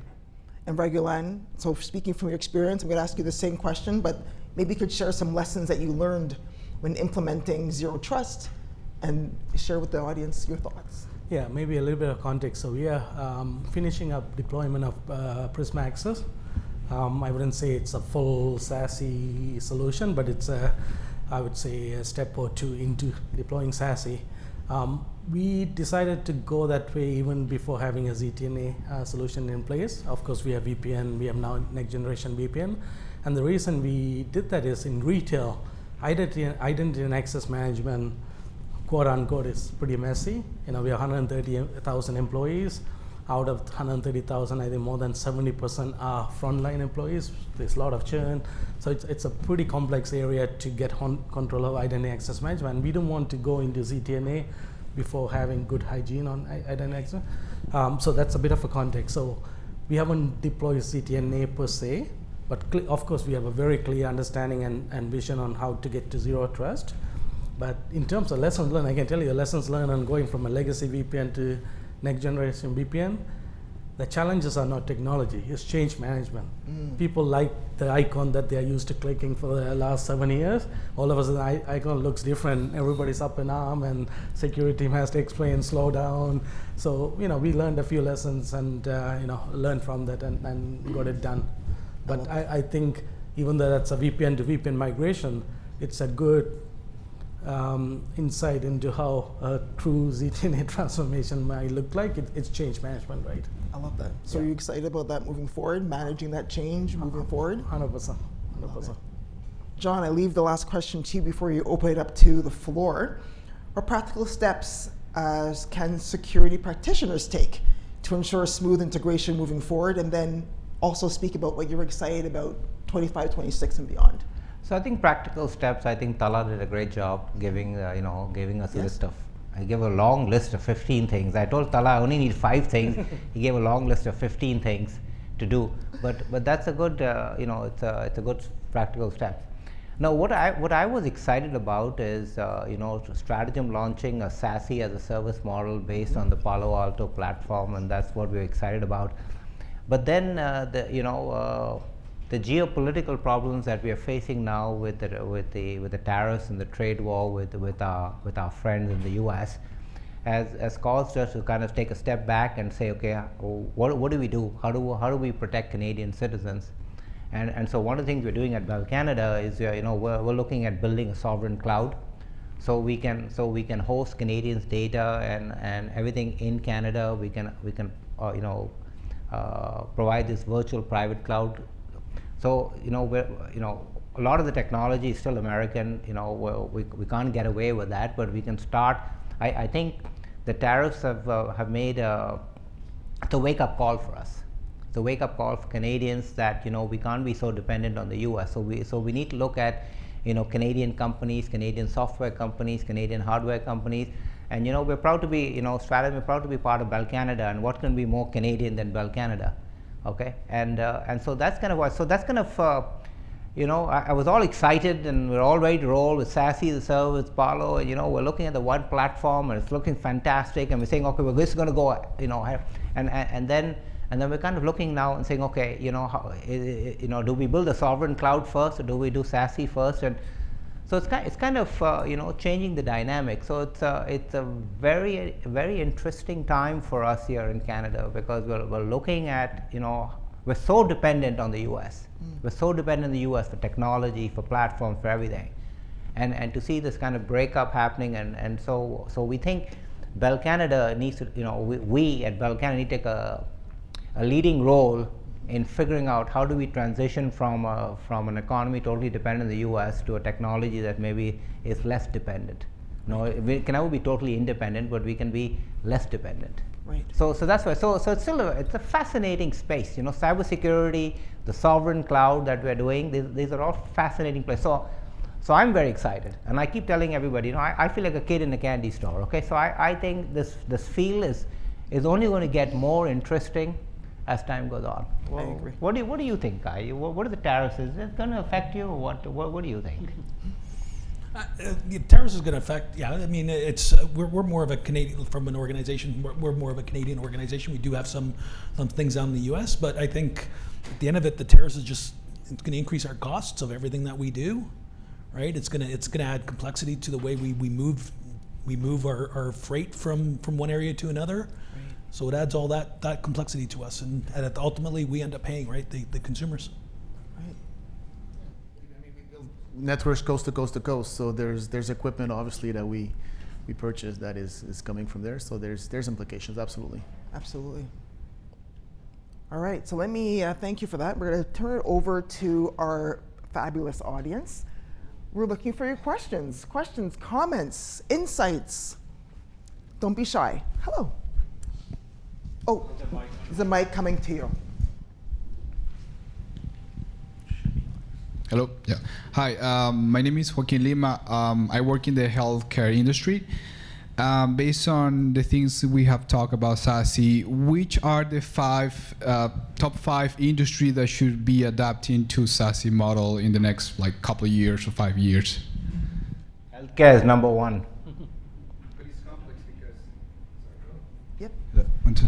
It's complex because they use a lot of applications with their devices and stuff. So that's going to be a hard transition to that, I believe. Not really. If you heard about the Palo Alto secure browser, so the secure browser is going to allow you to be platform agnostic, device agnostic. So matter of fact, that secure browser is going to make it easier for you to transition. Because you don't have to worry about the underlying operating system or the underlying platform that you're using. But healthcare is definitely one of the key areas that are moving forward for this. So that's really interesting. Yeah. What would be the other forts that do you think they should go into? Branches like banks and retail. I would even argue the fact that a legacy or a legacy network is extremely complex too, right? You're basically built your network as a big trusted network that you're hosting yourself, And I think that brings complexity, right? And you're shifting that complexity, what we think is traditional, what we're used to, right? Now we're shifting that mindset over to a SASE type, where we're bringing that protection outside of our perimeter, right? And then protecting from the endpoint all the way to from the endpoint to the other endpoint, right? From the target to the source. And I think if you shift your mindset from thinking about how to run an organization in a legacy manner, and you shift that complexity, and you shift it over to a SASE, you'd find that there's a path forward, right? There's a path forward because you're not going to do it all at one time. You're not going to take all the different components of SASE and say, I need to do 100% of everything all at one time. It's building your use cases. It's building what are you trying to accomplish by bringing this in first, second, third, and build that strategy and build that roadmap. Thank you. Thank you so much. Wonderful, good question. Sorry. There's a gentleman over here. Hello? Oh, can you hear me? Yes. Hello. André Costa, security engineer at GoEasy, GoEasy Financial. What are the for the panel as a whole? What are the major concerns that an organization should have related to AI?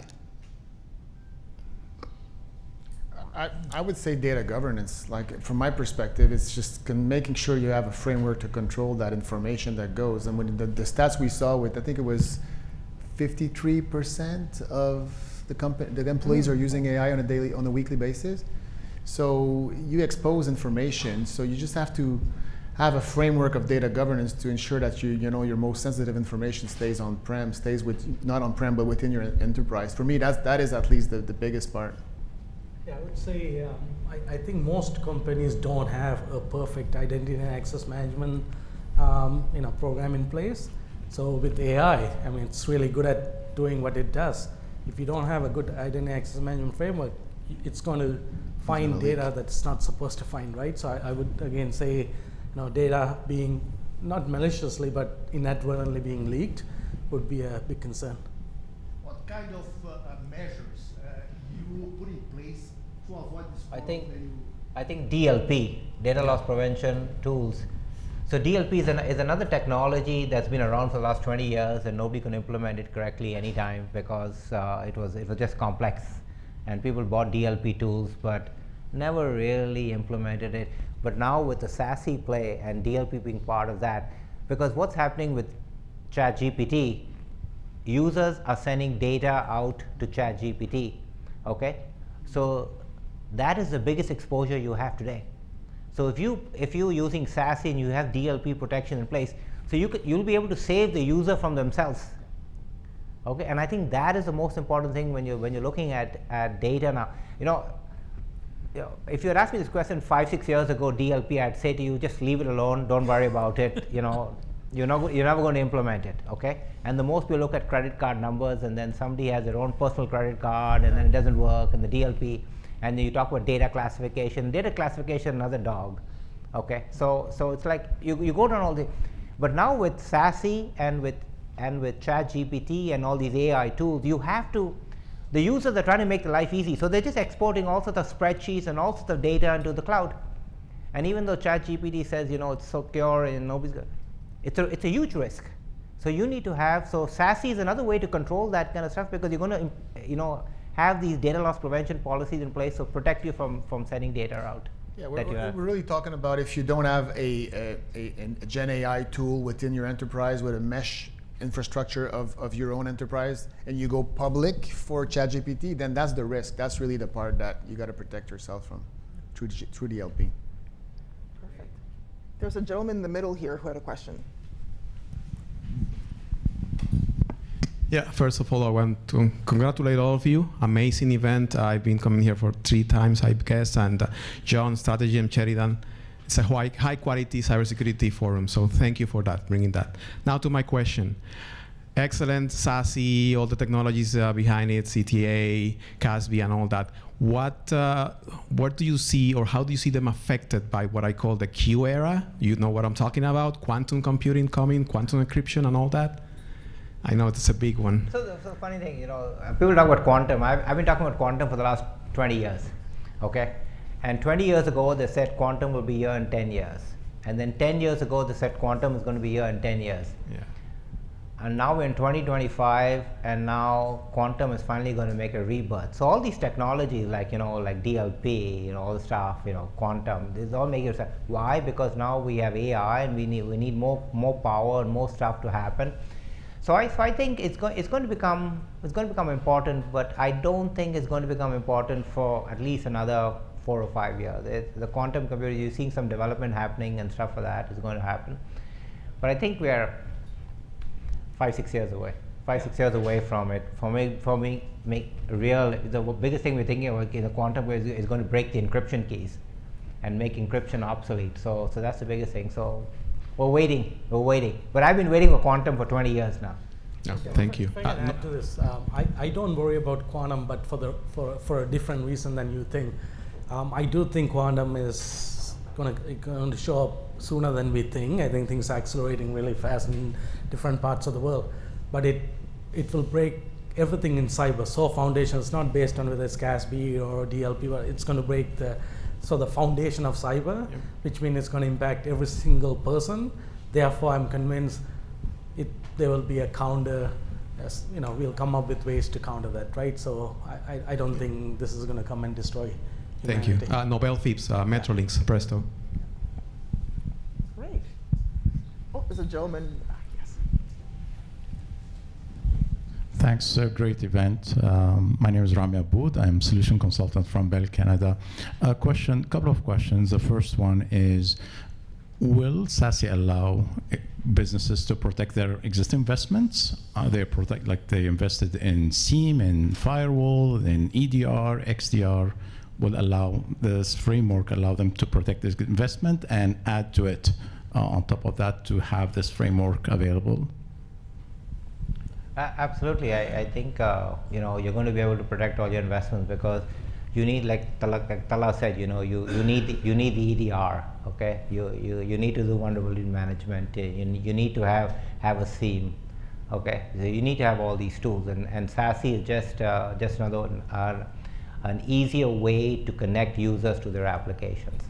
Okay, but all that infrastructure that like Tala said, where you got to do all the fundamental stuff, and so I don't think anybody's suggesting that you go with SASE and you don't need your EDR. You absolutely need your EDR. Okay, you have to need the EDR, and even if you look at the Palo Alto solution, they have the Cortex EDR, so it's all part of the platform. So it's not one or the other. It's kind of a little bit of both. Okay. My second question is SASE vendor agnostic? SASE is vendor agnostic. No, I think you have the major players in SASE. So Palo Alto is, if you look at Gartner's Magic Quadrant, there are a few players in the marketplace. Palo Alto is there, Fortinet is there.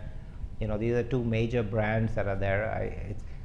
But it's it's an end-to-end play. So you can't go with SASE or the endpoint, a different SASE. It's an end-to-end play. So it's one vendor solution. So that's why you look at Gartner. They talk about a one vendor. Yeah. And then because you work with Bell, I'll just say I know we're used to having multi-vendor to compete for all sorts of reasons, pricing, features, roadmaps. In this space, having a single solution, we want to. If you do SASE, it's to make things unified and simplified. So don't complexify it by having. That's the way I would put it. But thanks. You want the different solutions, obviously within that solution. You want the different components all to talk nicely together, right? So you don't want to be bringing vendor A and vendor B in, vendor A for CASB, vendor B for DLP, whatever it is, and try to bring that into yourself and build your own. It's just not going to work. I don't think it's even realistic in that sense. So picking one vendor or one partner that's going to be able to help deploy it, number one, and also you got to think about how are you going to support it. Or a managed service provider. Yeah, exactly. Thank you. Right? It's one of those things. I appreciate that. Yeah, I would actually give kudos to the vendors because they have, over the 2-3 years, they have done a really good job on integration. Like if I look at our example, I was saying earlier we have Prisma Access, but we have Meraki as our SD-WAN. That's great integration between the two, right? Without that, we can't really, unify those together.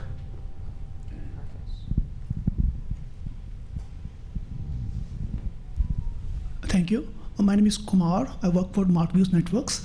My question is focused on security operation. So you guys mentioned about AI and your user and the threat actor is also using the AI. In terms of doing the automation in security operation, where do you see the agentic SOC, bringing agent in the SOC operation and doing the things which you are like look for the mundane work, which you see like your analyst will be have more time to analyze of your network or the data. So where do you see the future of agentic SOC in next few years? Thank you. This is my favorite topic. Okay, I believe in the autonomous SOC. Okay, and agentic is going to be a key to this side. Automation, and so having said that, I believe in autonomous SOC. I must tell you that only 2 months ago, Gartner came out with a research paper where they said the autonomous SOC is a pipe dream. Okay, so I must let you know. But I think all the work that we are doing at Stratagem with using SOAR tools, the amount we're able to automate is amazing. But I think once we get with the AI agents, I think it's going. And we're talking to NVIDIA now. They've got some AI agents, and it's fascinating speed. Okay, and AI is accelerating. So I still think that within the next 18 months, Stratagem will be close to an autonomous SOC. Close to an autonomous SOC. Maybe not exactly the way you think it's going to be, but I think we'll be there. I think we're down the path.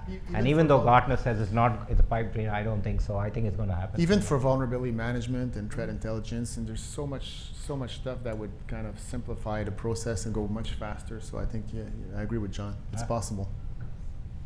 I see Nazreen is. Okay. Hey, John, how are you? I'm very well. Good. So I wanted to touch on the subject you just talked about with the sort of consolidating your SASE solution and not bringing in either maybe best in class. So as an example, if you have the best in class secure email gateway, you're saying dump that product for something that SASE is providing, or endpoint protection, maybe it's CrowdStrike. I kind of like that. Maybe I don't want to use the SASE consolidated solution. I want you to tell me a bit more about that, because you kind of said, no, it's got to be all in one. It's the SASE solution, and all their components have to be that vendor solution. Is that I think what you said? No, I'm thinking, maybe I did not express myself properly. What I mean is, don't go shop for multiple SASE providers. Okay. Try to integrate it into one approach so that you don't have multiple portals, multiple things. You're kind of facing just one way to do it. That would be the way I see that, because you're trying to make the user experience simple. You're trying to unify how you do things. So I know for us it's counterintuitive. We always try to get 2 or 3 vendors of everything. But on this front, I would say one platform, one way to do it is, in my opinion, is better. But happy to hear you guys. Yeah, I would also say I think we have to be careful when we say a platform play. You don't want to go all out with just one solution. Just like defense and layer, you want to have a little bit of a diversity of vendors because they all use the same. Let's say you have one vendor.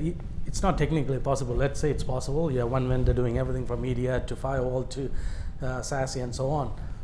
If they make a mistake in pushing the right policy or signature in place, you have a path all the way to end, right? So I don't think the platform play can be taken to the other extreme. All it means is instead of having 20 different point solution, you bring it down to 5, 6 platform play, right? CrowdStrikes of the world, PAN of the world. There are a lot of examples like that. One more question on data governance. You talked about DLP and data governance, and maybe it's just pointed directly at you, sir. Data governance is really difficult. Yeah. And DLP works if you have a label. Like, let's be clear on the technology. It's got to be labeled, or else how does DLP work?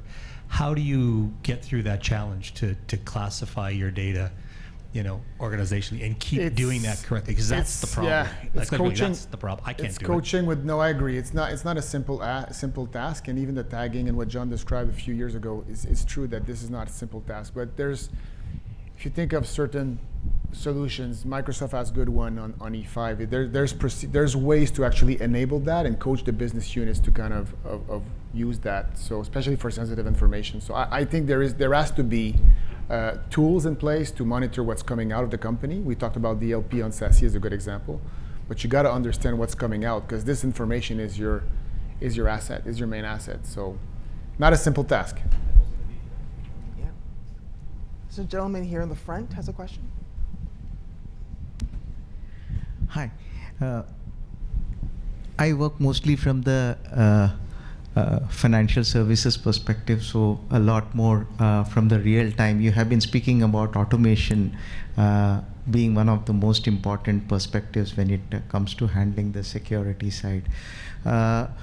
When you are talking about infrastructure, the legacy infrastructure existing in the organization, and then you are adopting SASE, the kind of interoperability kind of issues, do you face such kind of interoperability issues in the organizations? In what sense? Sorry. Between the different vendors, you spoke about having different vendors. Now, interoperability issues, these are some of the things that CISOs have constantly been discussing about. Like I was saying earlier, I think that technology ecosystem, vendor ecosystem has gotten much better in terms of integration. Of course, there are examples where vendor A and B doesn't integrate very well. So when we choose new technology, we actually look to see, one of the questionnaire we have is to see if they have integration with our current technologies, right? I would say the ecosystem has improved a lot, but doesn't mean everybody talks to everybody. And moving from the legacy to the SASE, like you said, you will be private. How easy has it been, or has there been major challenges for organization when you Yeah, I would say the challenge is not just integration, right? It's budgets, priorities. You can't just do a wholesale replacement of everything. So you just have to be very very strategic in terms of deciding, looking at when your contracts expire, when's the right time to bring the new in, and how can you take two and replace them with one. I would say it's like a non-stop job for the CISO team.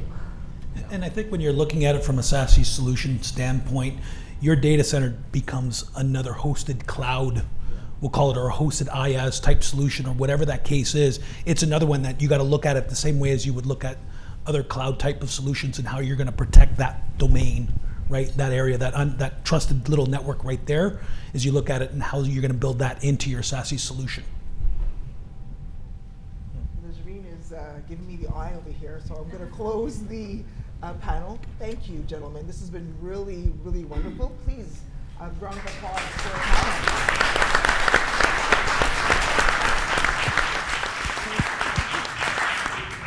Thank you so much. I just want to say thank you to Beverly Wills. She flew in from Montreal today to be with us and to moderate this panel. So Bev, thanks very much for coming. A pleasure. Thank you. Thank you. And of course, my friend Nick Payant also flew in from Montreal today. So we're thank you very much for coming and making the flight to. Thank you. Thank you so much. As a token of appreciation to the speakers, I'll ask Dharma to come help with the gifts here. We'd love to give to the speakers. Behind you.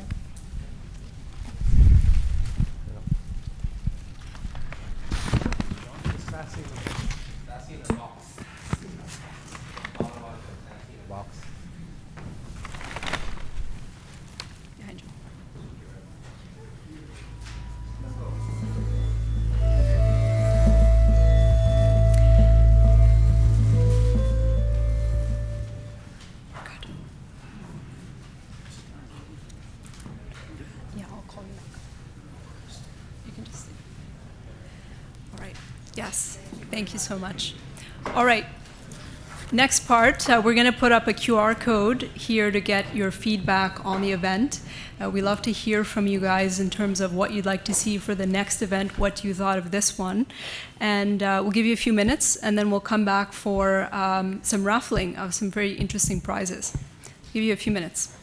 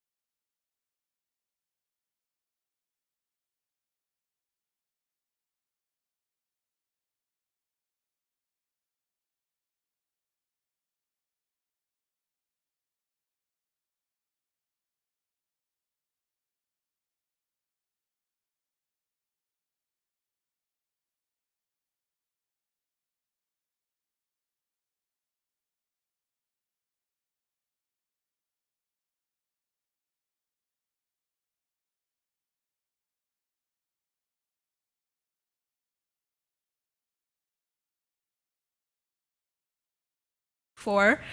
So a perk of being part of the Bell Canada family now is we get some pretty interesting subscriptions that we can then pass off to you. So these are 15 one-year premium subscriptions to Crave TV that we are going to raffle off.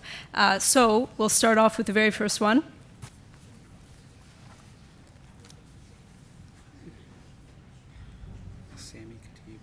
Sami Khatib.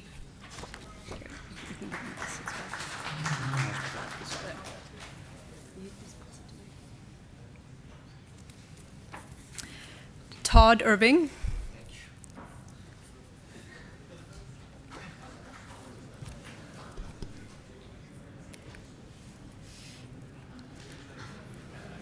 Nick Pyant. You already have, you're already subscribed. Okay, he's already.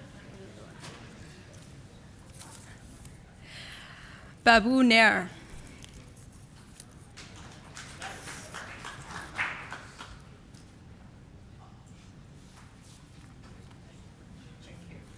Stephanie Menezes.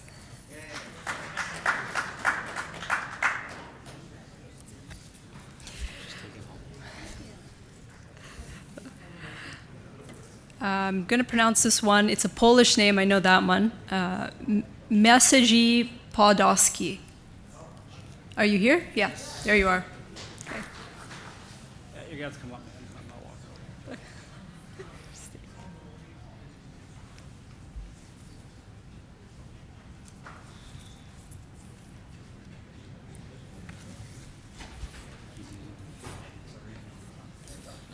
Thank you. Congrats. Congrats. AJ Sharma.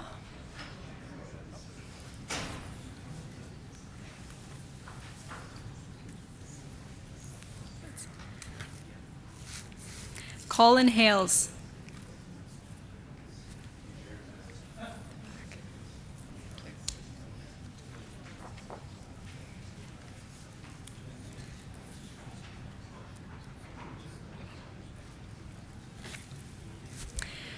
Jacqueline Lima.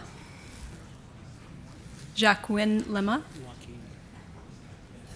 There he is.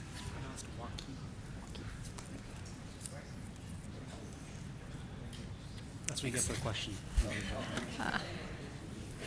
Noman Khan. Is he here? He's not here. Okay. You have to be in the room. Suji Sabanthian. Not here? Okay.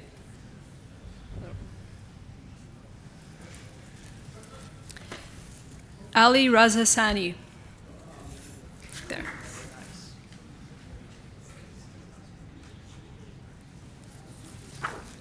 Congrats.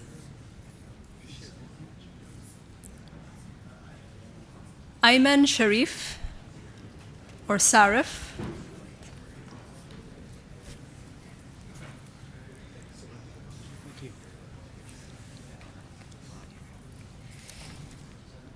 Sandra Oliveira. Sandra. Nobody else got around to applause. We need better friends. Better group of people. Jennifer Trainer Beamer.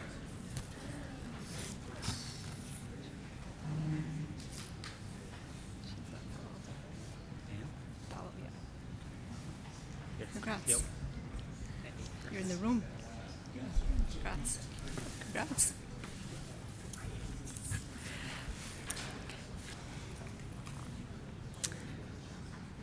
Gaurashakar Raju.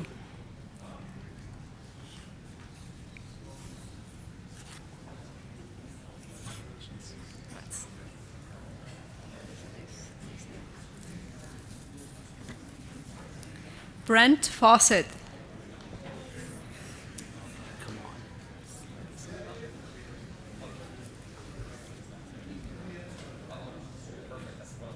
Congrats. And last but not least. And last but not least, Najib Ahmed.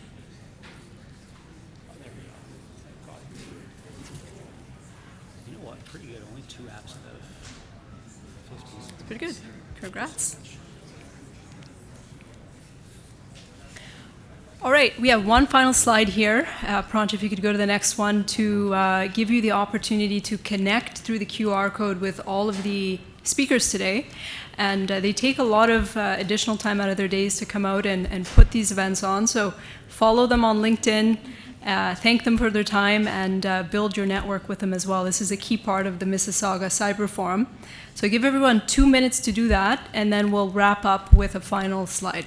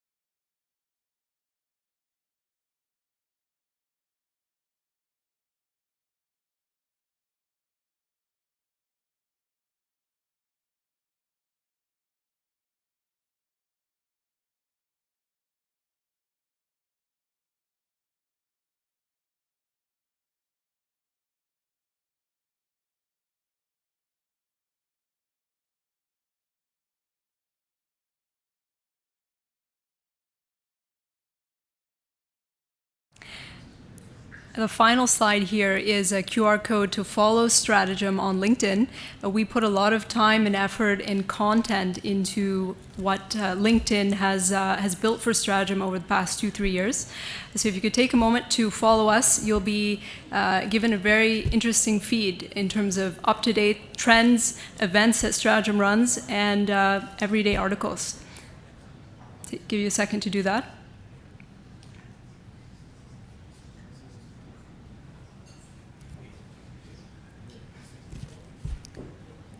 All right, and with that, I want to conclude the event. I want to thank everybody for their time in coming out today and investing a few hours at the 5th Mississauga Cybersecurity Forum. Cybersecurity is all about learning, and we very much look forward to learning with you at the next session. Have a good evening, everyone. Thank you.